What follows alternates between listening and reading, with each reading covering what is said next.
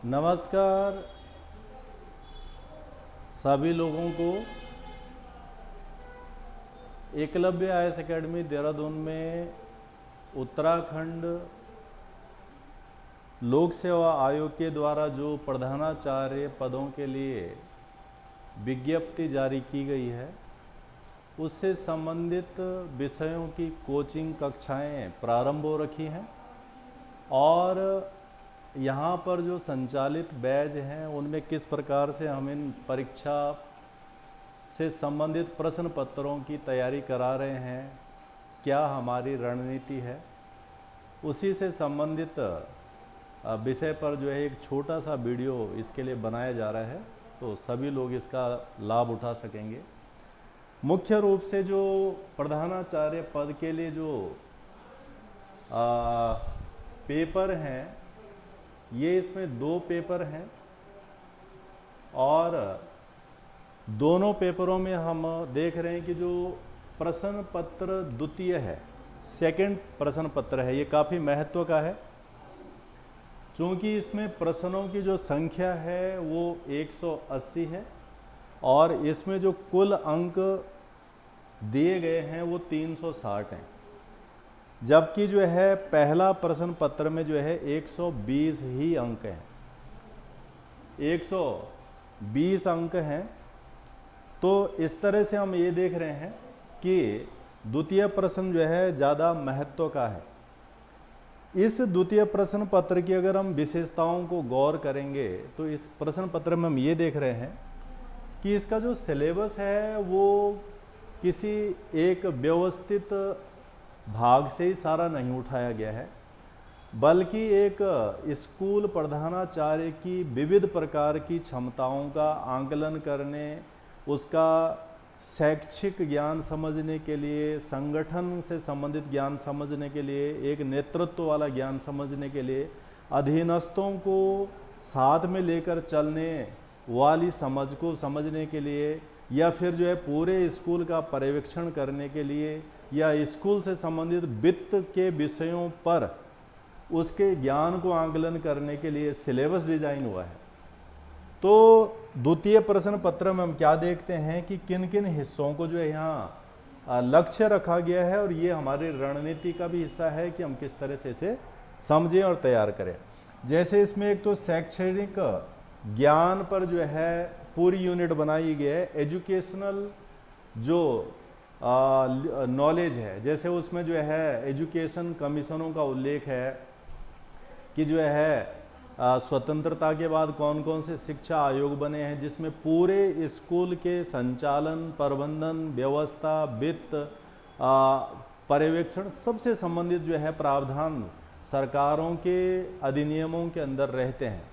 तो ऐसे उसमें कमीशनों का उल्लेख है, मुदलियार कमीशन का उल्लेख है, कोठारी आयोग का उल्लेख है, जिसे हम जो है प्रथम शिक्षा आयोग भी कहेंगे, या 1986 का है, या फिर न्यू एजुकेशन पॉलिसी 2020 का है। तो एक तो यहाँ से प्रश्नों को लिया गया है जिसमें सीधे सरकार के अधिनियम है। दूसरा, इसमें किस तरह की जो है चीज़ों को आंकलन करने की कोशिश जो है नेतृत्व, लीडरशिप। एक स्कूल या किसी संगठन या किसी व्यवस्था या किसी ऑर्गेनाइजेशन को चलाने के लिए, उसका बेहतर ढंग से नियंत्रण करने के लिए, समस्त उपलब्ध संसाधनों का बेहतम इष्टतम प्रयोग करने के लिए नेतृत्व बहुत महत्वपूर्ण विधा है। और यही चीज़ जो है नेतृत्व का भी यहाँ डाला गया है कि लीडरशिप एक जो गुण होने चाहिए एक व्यक्ति के पास किसी संगठन को चलाने के लिए, एक प्रधानाचार्य के पास एक अपने पूरे स्कूल को संचालित, नियंत्रित और समन्वित करने के लिए, वहाँ से जुड़े हुए प्रश्न हैं। साथ में जो है संस्था का प्रशासन, किसी भी संस्था को चलाना है, चाहे वो राजनीतिक संस्था हो, प्रशासनिक संस्था हो या फिर सामाजिक संस्था हो, हर एक संस्था को चलाने के लिए कुछ मूल सिद्धांत होते हैं। उन मूल सिद्धांतों का किस किस तरह से प्रयोग किया जाना है, किस किस तरह से उनका लाभ लिया जाना है, तो उससे जुड़े हुए प्रश्न है। क्रियाकलाप, किसी भी संगठन को संचालित करने के लिए, बेहतर लक्ष्यों को हासिल करने के लिए, बेहतर परिणामों को प्राप्त करने के लिए कई प्रकार की क्रियाकलाप, गतिविधियां, एक्टिविटीज होती हैं। तो वहां से जुड़े हुए प्रश्न आएंगे। संगठन की समझ कितनी है किसी व्यक्ति के पास कि किस तरह का वो संगठन है, क्या औपचारिक संगठन है, अनौपचारिक संगठन है, संगठन की क्या आवश्यकता है, उस संगठन को बनाए क्यों गया है, तो उससे जुड़े हुए क्वेश्चन है। संचार, कम्युनिकेशन एक बहुत महत्वपूर्ण कार्य होता है किसी भी छोटे से बड़े संगठन को संचालित करने के लिए। तो कम्युनिकेशन के तरीके होते हैं, हॉरिजेंटल है, वर्टिकल है, डायगोनल है, या फिर जो है अपवर्ड कम्युनिकेशन है, डाउनवर्ड कम्युनिकेशन है। ये जो संचार है किसी भी बेहतर बड़े संगठन को संचालित करने के लिए ये आवश्यक गुण है, और ये एक मुखिया के द्वारा संचालित होने वाली एक प्रमुख क्रियाविधि है जिसको पूरे संगठन को बेहतर ढंग से संचालित करने के लिए आवश्यक माना जाता है। इसके अलावा संगठन का वित्त से संबंधित व्यवस्था, उसका वित्त मैनेजमेंट करना, फाइनेंस मैनेज करना, और अंत में सभी चीज़ों का पर्यवेक्षण। ये जो सिलेबस आयोग ने दिया है, इसके द्वारा ये क्या ढूंढना चाहते हैं, एक सर्वगुण संपन्न मार्ग निर्देशक को, जैसे प्रधानाचार्य बोल सकते हैं, स्कूल प्रधानाचार्य बोल सकते हैं, या फिर मुखिया बोल सकते हैं, या फिर नेता बोल सकते हैं, या फिर प्रबंधक बोल सकते हैं। तो कुल मिला के ये जो द्वितीय प्रश्न पत्र है बहुत महत्वपूर्ण है, जिसको हम मनोवैज्ञानिक ढंग से, जिसको हम शैक्षिक प्रकार से, जिसको हम प्रबंधकीय प्रकार से, जिसे हम प्रकाशीय प्रकार से, इस तरह का जो है इसके अंदर अवलोकन होना है। तो हम इन्हीं चीज़ों को ध्यान में रखकर इसकी रणनीति बना रहे हैं, और इस पेपर के लिए जो समय सीमा या समय जो है पेपर में रहेगा वो 3 घंटे का रहना है। तो कहने का मतलब है कि पर्याप्त समय अगर इसको ठीक से किया जाए। अब हम इसमें एक यूनिट को डिस्कस कर रहे हैं कि हम किस तरह से इस यूनिट के लिए प्लानिंग करेंगे। जैसे इसमें एक द्वितीय यूनिट है शैक्षिक नेतृत्व, एजुकेशन लीडरशिप। इस एजुकेशन लीडरशिप से हमारी रणनीति क्या होगी, हम प्लान क्या करेंगे, हम इसको कैसे पढ़ा रहे हैं, और किस चीज़ को ध्यान में हम रखेंगे ताकि हम इस यूनिट के अंदर से ज़्यादा सही प्रश्नों का उत्तर परीक्षा में दे सकें। तो पहले तो हमें ये ध्यान है कि इस यूनिट में 20 प्रश्न पूछे जाने हैं, और इसके जो अंक होंगे टोटल वो 40 होंगे। तो किस यूनिट को कितना समय देना है और कितना महत्व देना है, ये भी हमारे लिए जो है इसके द्वारा निर्धारित होता है। प्लस इसका जो कंटेंट है, जो इसका मटेरियल है, वो कहाँ से मिलेगा, किस जगह से मिलेगा। तो सबसे पहली बात है कि इसके लिए कोई निश्चित किताबें नहीं है, परंतु ऐसी बहुत सारी किताबें हैं जहाँ से कंटेंट मिलेगा। बड़ू किताब ऑथेंटिक है, प्रमाणिक है, राज्य सरकार के द्वारा प्रमाणित है, या राज्य सरकार उनको प्रकाशित करती है, केंद्र सरकार करती है, या केंद्र सरकार की जो है कोई विभाग उसे प्रकाशित करता है। इस प्रकार से ऑथेंटिक स्रोत से ही पढ़ा जाना आवश्यक है।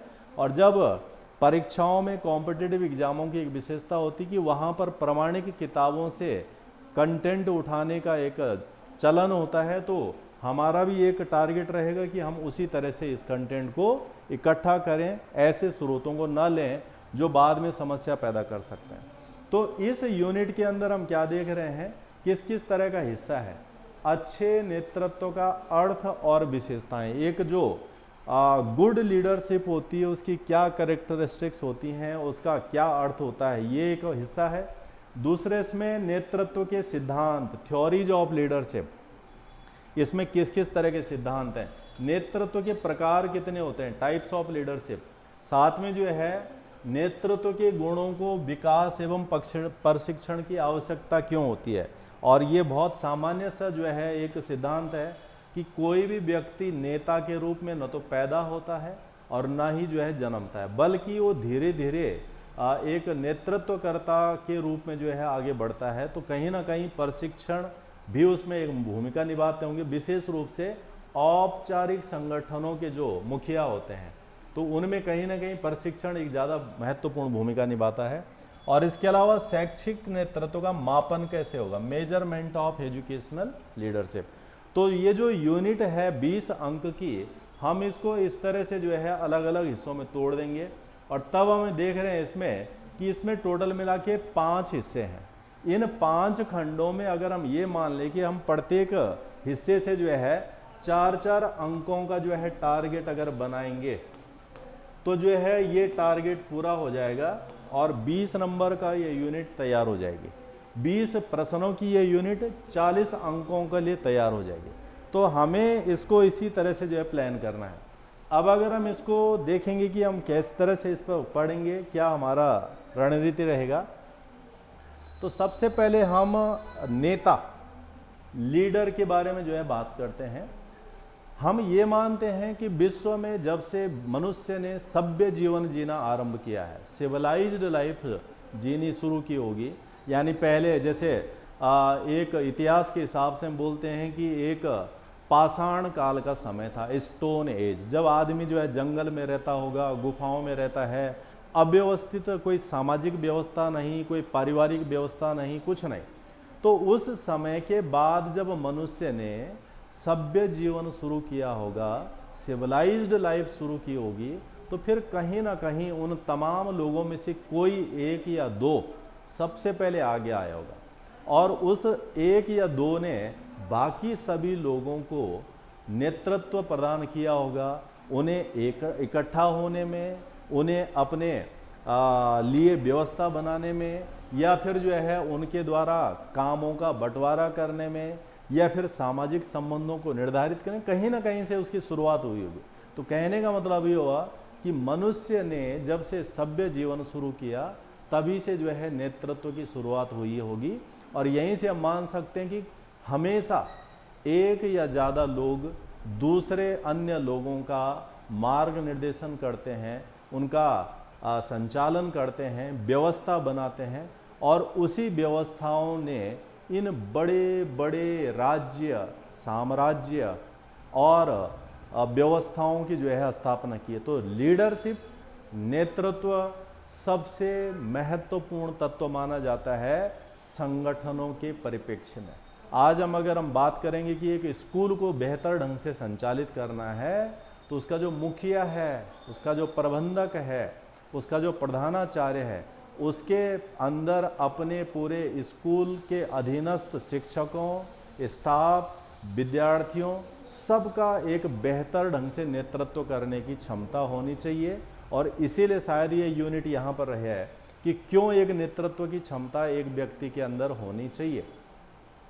तो इस पर अगर हम कुछ दिए गए व्यक्तियों के सिद्धांतों को बात करें तो यह कहा जाता है कि नेता होने से आप नेता नहीं बन जाते, क्योंकि नेताओं का स्वचालित रूप से अपने समूह, ये समूह महत्वपूर्ण है, क्योंकि नेता तब तक नहीं हो सकता है जब तक वो किसी समूह का नेतृत्व नहीं कर रहा है, उनको जो है दिशा निर्देश नहीं दे रहा है, उन्हें अपने बातें, अपने सिद्धांत, अपनी चीज़ें मानने के लिए तैयार नहीं कर पा रहा है। तो समूह के सदस्यों को का सम्मान करना है और स्वीकृति नहीं मिलती है, इसीलिए अपने समूह का नेतृत्व अर्जित करने और समूह के सदस्यों पर सकारात्मक प्रभाव डालने के लिए एक नेता के पास कुछ विशिष्ट चीज होनी चाहिए। यानी हम देखते हैं चाहे राजनीतिक नेतृत्व हो, वाणिज्यिक नेतृत्व हो, सामाजिक नेतृत्व हो या फिर औपचारिक और अनौपचारिक नेतृत्व, हर तरह के नेतृत्व में जब तक मुखिया अपने अधीनस्थों को प्रभावित करने में सक्षम नहीं है, अधीनस्थों को अपने संगठन के उद्देश्यों को समझाने में समर्थ नहीं है, तब तक वो नेता नहीं माना जा सकता है। तो ऐसा होने के लिए व्यक्ति के पास कुछ खास बातें होनी चाहिए, उसके अंदर ऐसा कौशल होना चाहिए कि अपने अधीनस्थों को प्रेरित कर सके, उसके तरीके ऐसे होने चाहिए कि दूसरा उन्हें स्वीकार कर सके और तभी माना जाएगा उसे नेता। और यही परिभाषा दी है थॉमस गार्डन ने। तो हम थॉमस गार्डन की परिभाषा से ये निष्कर्ष निकाल सकते हैं कि नेता वो व्यक्ति होता है जो अपने समूह के सदस्यों को प्रभावित करता है, अपने समूह के सदस्यों को समूह के उद्देश्यों के लिए प्रेरित कर सकता है और समूह को कैसे जो है सामूहिक रूप से कार्य करने हैं उसके लिए जो है उन्हें तैयार कर सकता है, उनके लिए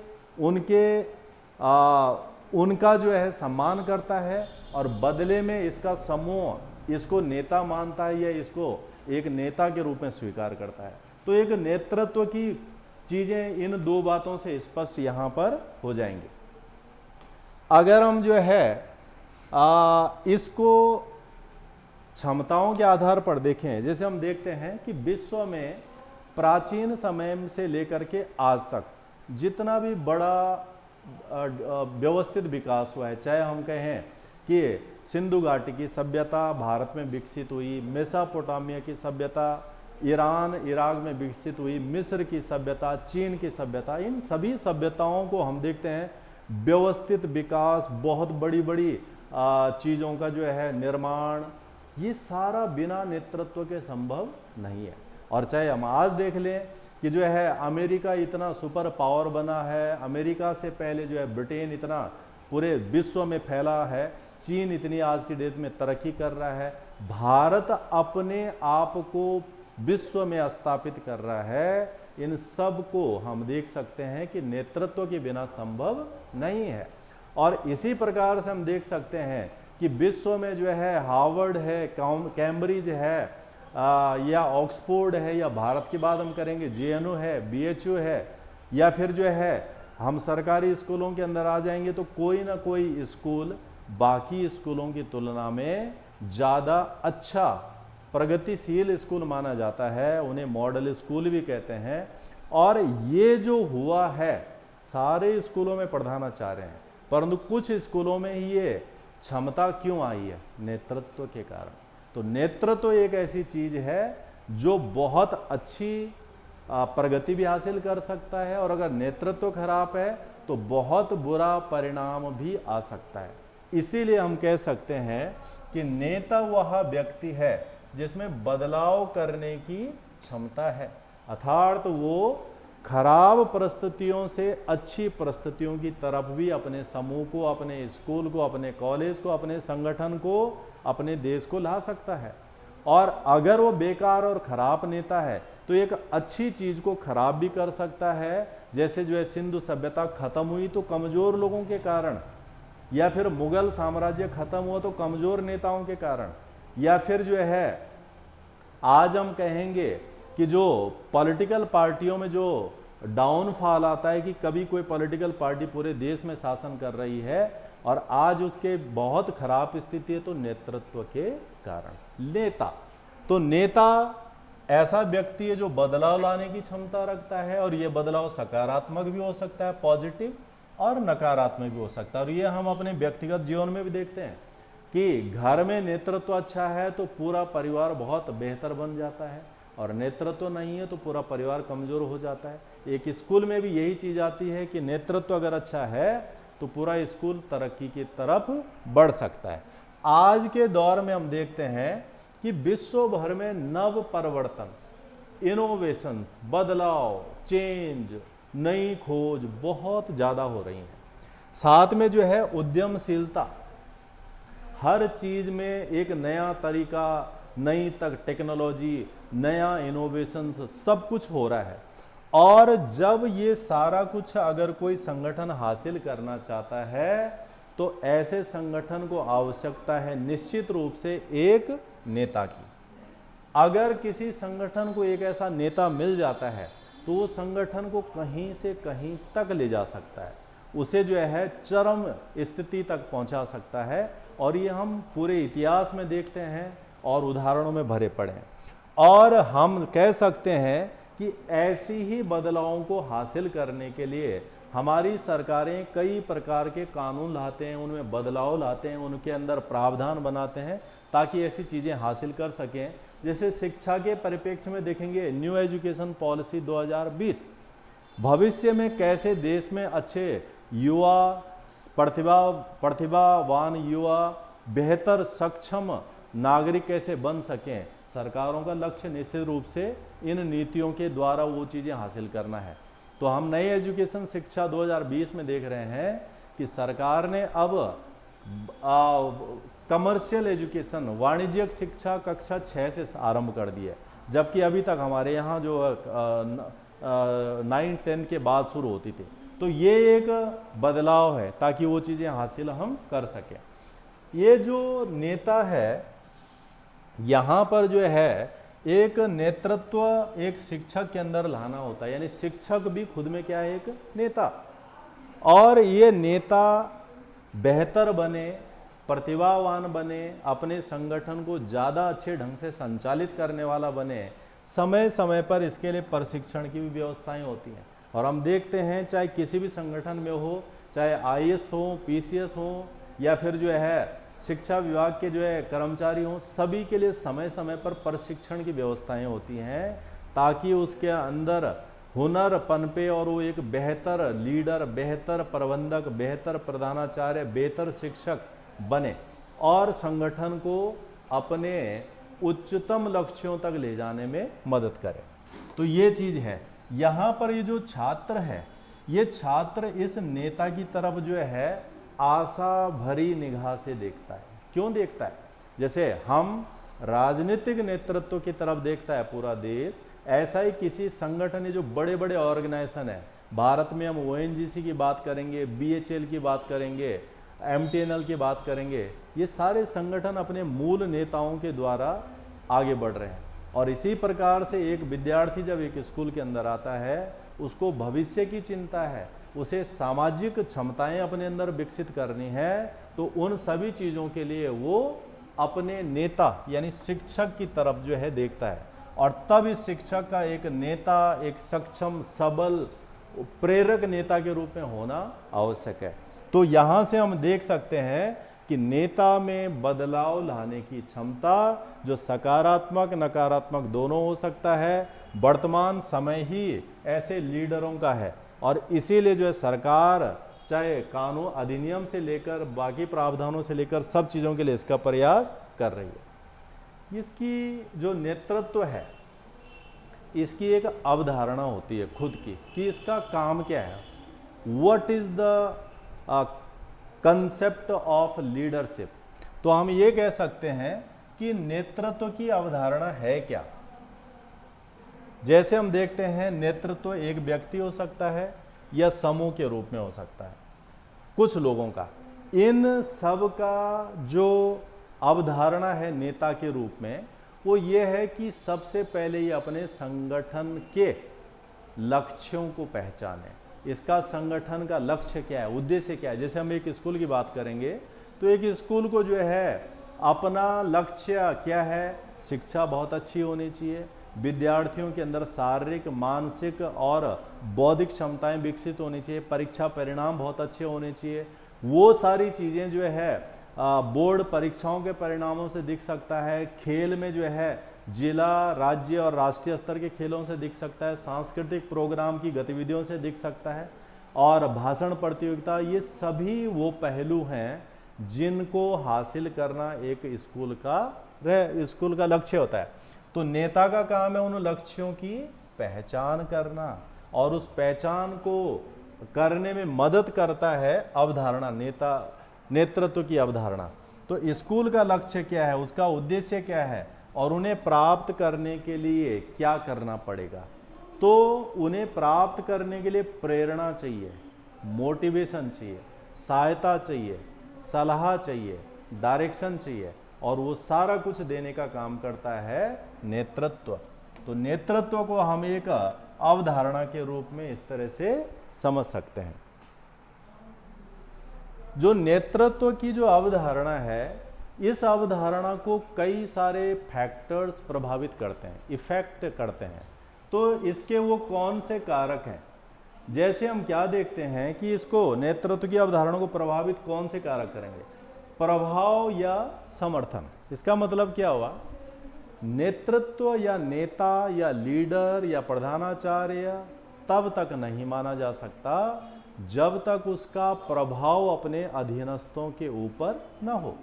या फिर हम ये कह सकते हैं कि जब तक उसे अपने अधीनस्थों का समर्थन नहीं मिल जाता, सबऑर्डिनेट का सपोर्ट नहीं मिल जाता, तब तक एक नेतृत्व के रूप में उसे स्वीकार किया नहीं जा सकता।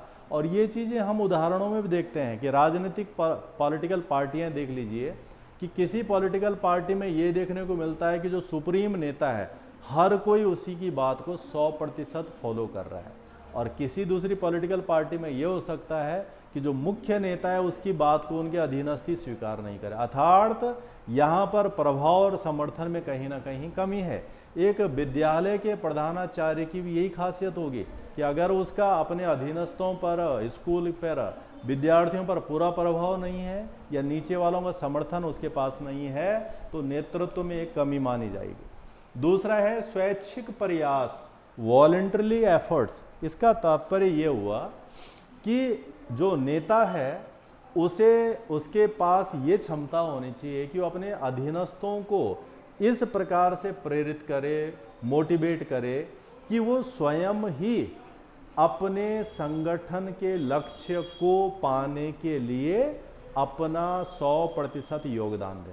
अर्थात ये जो स्वैच्छिक गुण है ये बहुत महत्वपूर्ण गुण है, और यही चीज़ हम देखते हैं कि बहुत सारे संगठन ऐसे हैं, स्कूल ऐसे हैं कि प्रधानाचार्य स्कूल में हो ना हो, डायरेक्टर स्कूल में हो या ना हो, या फिर कोई जो है अधिकारी उसके जो अधीनस्थ हैं वो अपने कामों पे लगे पड़े हैं अपनी इच्छा से।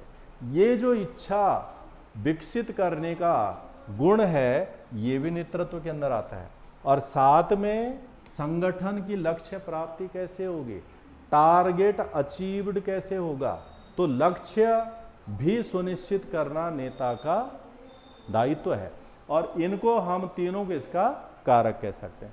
इस आधार पर हम ये निकाल सकते हैं कि नेतृत्व एक प्रेरक कारक है। इसको हम जो है एक तरह का ऐसा कारक बोल सकते हैं जो स्टिमुलेट कर देता है चीज़ें। जैसे हमारे शरीर में खाना खाते हैं तो खाना खाने के बाद जो है पाचन क्रिया होती है, उसी पाचन क्रिया को संचालित करने के लिए कई तरह के एंजाइम निकलते हैं, स्टिमुलेट कर देते हैं, वो रिएक्शनों को तेज कर देते हैं, घटा देते हैं, बढ़ा देते हैं ज़रूरत के अनुसार। नेता भी एक ऐसा व्यक्ति है जो अपने अधीनस्थों को अपने संगठन की आवश्यकता के अनुसार इतना प्रेरित करता है, इतना मोटिवेट करता है कि वो ऐसे ऐसे लक्ष्य हासिल कर देते हैं जिनकी कल्पना करना संभव नहीं है। विश्व इतिहास में नेपोलियन बोनापार्ट इसका महान उदाहरण है, जिसने अपनी छोटी सी सेना को इतना जो है प्रेरित किया, मोटिवेट किया कि सेना जो है अपने दुश्मनों पर इस तरह से टूटती है कि जो है वो हासिल कर देते हैं जो स्वयं कल्पना नहीं कर रहे। That is the leadership. एक प्रधानाचार्य अपने पूरे स्टाफ को, विद्यार्थियों को इस प्रकार की प्रेरणा दे सकता है और स्कूल के लक्ष्य को हासिल कर सकता है। तो क्षमता को वास्तविकता में बदलने का गुण होता है नेता के पास। इसीलिए कहा जाता है कि प्रत्येक व्यक्ति को किसी नेता की, किसी मोटिवेटर की, किसी गुरु की, किसी कोच की आवश्यकता होती है जो उसके अंदर वो सारा उभार सके जो व्यक्ति स्वयं में उभार नहीं सकता है। तो नेता की ये विशेषता है। इस तरह से हम कह सकते हैं कि जो नेता होता है वो अपने संस्था या संगठन की सारी चीज़ों के बीच में ऐसा समन्वय करता है, ऐसा कोऑर्डिनेशन करता है ताकि जो है वो संगठन का लक्ष्य हासिल कर सके। तो कहने का मतलब है कि लक्ष्य की प्राप्ति की दिशा में कैसे बढ़ना है, क्या क्या ध्यान रखना है। भारत एक विकासशील देश है और विकासशील देश सोचे कि हमें अमेरिका जैसे पहले संसाधन आए तब जाके हम काम करेंगे, संभव नहीं है।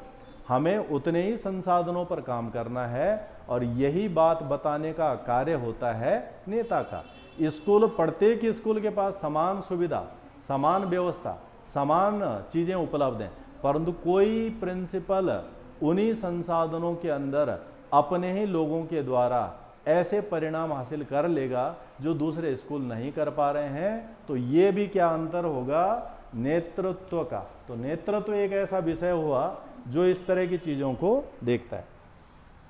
एक जो नेतृत्व है उसकी प्रभावशीलता कैसे दिखेगी, इफेक्टिवनेस कैसे दिखेगा, तो ये परिणामों से निर्धारित होता है कि एक जो नेतृत्व की प्रभावशीलता है पूरे समूह का प्रदर्शन कैसे है, यानी किसी भी संगठन में जितने अधीनस्थ लोग हैं उनकी परफॉर्मेंस कैसी है, क्या वो मिलकर के काम कर रहे हैं, या फिर अकेले अकेले कर रहे हैं या टाइम काटने की सोच रहे हैं, ये समूह के लक्ष्य प्राप्ति के लिए उन्होंने क्या सोचा है, समूह का विकास कैसे हो रहा है, संकट से निपटने के लिए समूह क्षमता। जैसे किसी भी देश में आज हम देख रहे हैं कि यूक्रेन एक इतना सा देश है और उसकी तुलना में रूस बहुत बड़ा देश है, रूस के पास संसाधन बहुत ज़्यादा हैं, फिर भी 2-2.5 साल हो गए हैं वो इतने से देश को कंट्रोल नहीं कर पा रहे हैं। ये है संकट से निपटने की सामूहिक क्षमता, और ये लीडरशिप के द्वारा ही होती है। इसीलिए जो है वो यूक्रेन के जो राष्ट्रपति हैं उनकी चर्चा पिछले 2-2.5 सालों में पूरे विश्व में हो रही है। That is the leadership. नेता के साथ अधीनस्थ संतुष्ट हैं या नहीं, यानी जो सबॉर्डिनेट होते हैं क्या वो संतुष्ट हैं, उनका संतुष्ट होना जरूरी है, तभी जाके वो आगे चलेंगे, और नहीं तो फिर वो आगे नहीं चलेंगे। इसका इतिहास का एक उदाहरण है कि सिकंदर महान ने जब 326 के आसपास में भारत में आक्रमण किया था तो उसकी सेना ने बाद में जो है आगे बढ़ने से मना कर दिया था, और इसलिए वो दक्षिण भारत को नहीं जीत पाता है, वापस लौट गया था। ऐसे हम वर्तमान समय में देखते हैं कि इसी तरह की स्थितियां होती हैं। समूह लक्ष्यों के लिए अधीनस्थ प्रतिबद्ध है या नहीं, यानी अकेला प्रधानाचार्य स्कूल के लक्ष्यों को हासिल नहीं कर सकता, अकेला प्रधानमंत्री, अकेला मुख्यमंत्री, अकेला किसी संगठन का जो है मैनेजिंग डायरेक्टर अकेला नहीं कर सकता, ये सारे मिलके काम होते हैं। और क्या अधीनस्थ प्रतिबद्ध है, डिटरमाइंड है? स्कूल का सारा स्टाफ अगर पढ़ाने को तैयार नहीं है तो पढ़ाई ठीक हो ही नहीं सकती है। तो ये चीज़ नेता के पास चाहिए कि वो ऐसा करवा सके। और अधीनस्थों का मनोवैज्ञानिक कल्याण भी होना चाहिए, यानी व्यक्ति को मानसिक रूप से संतुष्ट होना चाहिए, और ये संतुष्टि उपलब्ध कराने में भी नेता की भूमिका होती है, लीडर की होती है।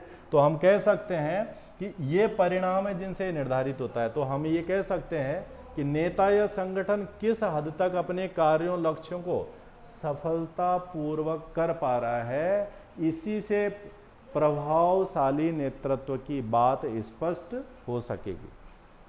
तो ये यहाँ से जो है हम देख सकते हैं नेता के जो अधीनस्थ होते हैं उनका जो रवैया होता है, उनकी जो प्रतिक्रिया होती है, वहाँ से भी नेता के होने का जो है भान होता है। जैसे जो किसी भी नेता के अनुयायी होते हैं उनका रवैया कैसा है, और इनका जो रवैया होता है वो नेता की प्रभावशीलता का संकेतक है। जैसे हमने कहा कि किसी समय विशेष में जैसे जवाहरलाल नेहरू थे, इंदिरा गांधी थी, या आज की डेट में नरेंद्र मोदी हैं, या बाकी हम दूसरे संगठनों में देख सकते हैं, या हम अधिकारियों को देख सकते हैं, ये स्कूलों के प्रधानाचार्यों को देख सकते हैं कि उनके जो अनुयायी का मतलब यहाँ पर जो है पॉलिटिकल फॉलोअर्स की बात नहीं, जो अधीनस्थ काम करने वाले हैं, उनका रवैया कैसे अपने नेता के प्रति, प्रिंसिपल के प्रति पूरा स्कूल का रवैया कैसा है। एक तो ये संकेत दिखता है कि वो प्रभावशाली नेता है या नहीं, और अगर अनुयायियों का रवैया का आंकलन हमें करना है तो वो हम प्रश्नावली परीक्षण से कर सकते हैं या साक्षात्कार से कर सकते हैं। इन चीज़ों से ये भी देखा जाता है कि नेता का जो कार्य है इसके हिसाब से वो क्या अपने अधीनस्थों के जीवन में गुणवत्ता पूर्वक सुधार कर पा रहा है या नहीं कर पा रहा है, उसी के हिसाब से उसे अपने नेता के रूप में स्वीकार करेंगे। उनके कौशल को बढ़ा पा रहा है, स्किल को, या समूह के मनोवैज्ञानिक विकास में उसका योगदान क्या है। तो योगदान ये भी जो है देखा जाता है। नेतृत्व का ये वाला गुण हम वैसे भी देख सकते हैं कि जब कभी जो है कठिन कार्य होते हैं किसी भी संगठन के, उस समय नेता की भूमिका महत्वपूर्ण होती है। जैसे हम स्कूलों की बात करेंगे कि स्कूलों का सब कुछ पता लगता है बोर्ड परीक्षाओं के द्वारा, तो बोर्ड परीक्षाओं में सब पे तनाव होता है, विद्यार्थी, शिक्षक, पूरे सब पे, माता पिता। उस दौरान जो है कई प्रकार की काउंसलिंग की जाती है। हम देखते हैं कि प्रधानमंत्री भी जो है परीक्षा पर चर्चा विशेष तरह का कार्यक्रम पिछले कई सालों से कर रहे हैं, और कहीं ना कहीं विद्यार्थियों को उसका लाभ होता होगा। बोर्ड भी करते हैं, अलग अलग बोर्ड इस तरह का जो है कोशिश करते हैं। तो ये भी एक लीडरशिप का पार्ट है, और वो काम एक व्यक्तिगत रूप से एक प्रधानाचार्य भी अपने स्कूल के लिए कर सकता है। तो शैक्षिक नेतृत्व हम कक्षा के अंदर भी देखते हैं, और जब हम कक्षा के अंदर देखते हैं तो यहाँ पर शिक्षक भी एक नेता है, छात्र भी एक नेता है। जब वो मॉनिटर के रूप में कार्य करता है तो ये जो पूरी व्यवस्था बनाने का काम है एक प्रधानाचार्य का है, एक स्कूल के संचालक का है, एक स्कूल के प्रबंधक का है। जहाँ पर कई बड़ी संख्या छात्र संख्या है वहाँ पर कैसी चीज़ें होनी है। तो हम ये कह देख सकते हैं कि ये दोनों के दोनों तब नेता हैं और इसका फायदा कक्षा को भी होता है, स्कूल को भी होता है और साथ में नेतृत्व विकसित करने की एक पहल भी होती है। जैसे विद्यार्थियों को मौका मिलता है तो उनके अंदर आत्म अवलोकन का या फिर उन्हें एक अभ्यास करने का या फिर जो है जिम्मेदारियों को लेने का, ये सारी प्रवृत्तियां उनके अंदर आती हैं। तो इससे नेतृत्व के लिए प्रोत्साहित होते हैं, अच्छे नागरिक मूल्यों का विकास होगा, नेतृत्व अभ्यास होगा, स्वायत्त बनने की उनकी क्षमता और बढ़ेगी। ये सारा जो है शैक्षिक नेतृत्व के रूप में हम देख सकते हैं। इसके अलावा जो है नेतृत्व की शैलियाँ, जो शिक्षक होता है या जो प्रधानाचार्य होता है वो किस तरह की नीतियाँ शैलियों को अपना, लोकतांत्रिक शैली, इसमें जो है डेमोक्रेटिक में क्या होता है, खुलापन होता है, सभी को मौका मिल रहा, सभी को अवसर मिल रहा, अपने अपनी बातें रख सकते हैं, या मैत्रीपूर्ण संचार हो सकता है, स्वतंत्रता होती है। जबकि एक सत्तावादी यानी ऑटोक्रेटिक स्टाइल होती है जिसमें शत्रुता है, प्रतिस्पर्धा है, उच्च निर्भरता है। अर्थात इन दोनों में हम ज़्यादातर देखते हैं कि लोकतांत्रिक नेतृत्व शैली का ज़्यादा से ज़्यादा उपयोग शैक्षणिक संस्थानों में होता है और इनके द्वारा ही ज़्यादा विकसित होने की संभावना होती है। तो इस तरह से हमारा इसके अंदर प्रयास है और इसी प्रकार से बाकी यूनिटों को या इसके सब यूनिटों को डिस्कस किया जाएगा। आज इतना रखते हैं, सभी को ये अच्छा लगेगा। धन्यवाद, थैंक यू।